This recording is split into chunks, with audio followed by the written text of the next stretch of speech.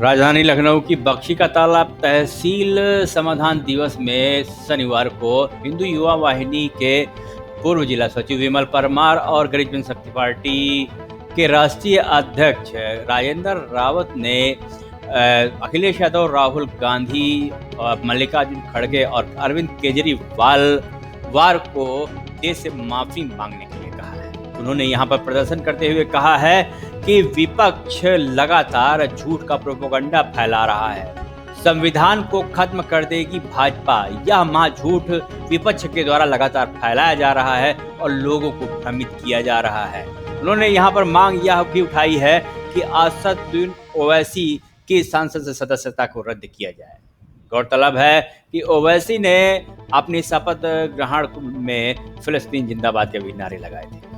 इसको लेकर के काफी घमासान हो चुका है। बहरहाल संविधान को खत्म कर देगी भाजपा और जातीय जनगणना को लेकर के अब विपक्ष के ऊपर सत्ता पक्ष लगातार सवाल खड़े कर रहा है कि जहां एक तरफ विपक्ष जातीय जनगणना की मांग कर रहा है, वहीं पर राहुल गांधी और अखिलेश यादव अपनी जात बताने को लेकर के आग बबूला हो रहे हैं। यहाँ पर बख्शी तालाब तहसील में विमल परमार और राजेंद्र रावत ने मांग उठाई है कि इन चारों नेताओं को देश से माफी मांगनी चाहिए इस महाझूठ को फैलाने के लिए और असदुद्दीन ओवैसी की संसद सदस्यता को भी रद्द किया जाए।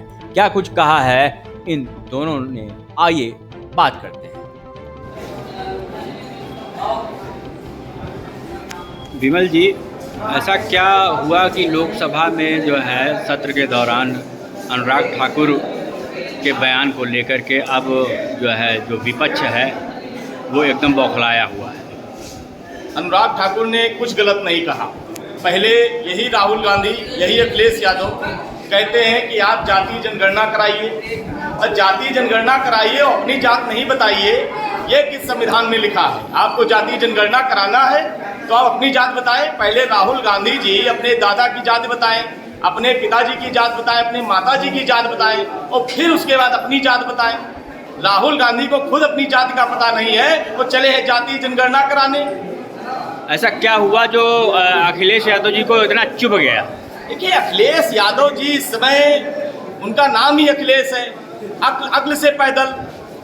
अरे आप एक बात बताइए कि जो मिलिट्री में कैप्टन है अनुराग ठाकुर, उससे कह रहे हैं कि मैं मिलिट्री स्कूल में पढ़ा हूँ, तो उन्होंने जवाब दिया कि तुम स्कूल में पढ़े हो, मैं आज मिलिट्री का कैप्टन हूँ। अखिलेश यादव और राहुल गांधी ये पूरे देश को जो है बरगलाने का काम कर रहे हैं, झूठ फैलाने का काम कर रहे हैं। अभी चुनाव के समय कहा कि संविधान खत्म हो जाएगा।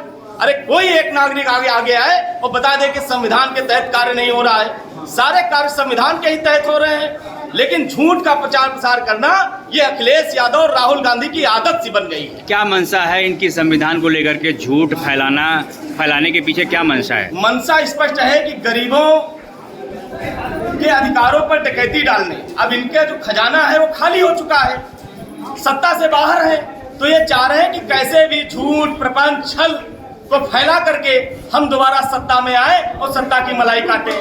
लेकिन ये राजेंद्र जी, आखिर एक तरफ जो है विपक्ष चाहता है जाति जनगणना हो, ठीक है, फिर अगर जाति जनगणना होगी तो हर व्यक्ति से उसकी जात पूछी जाएगी। फिर अखिलेश यादव जी क्यों बौखला गए?